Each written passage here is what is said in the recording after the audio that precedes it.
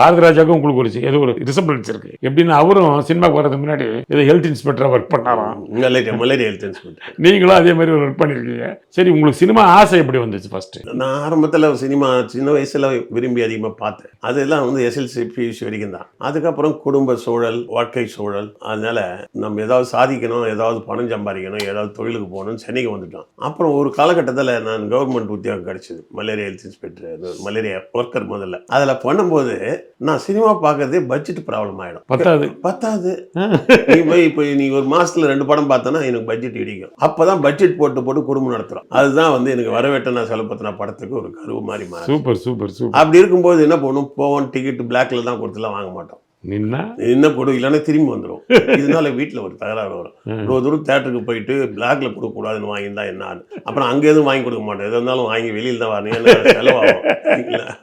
அதுதான் வரவேட்டின படத்துல வந்து அதே சீனே வச்சிருப்பேன்.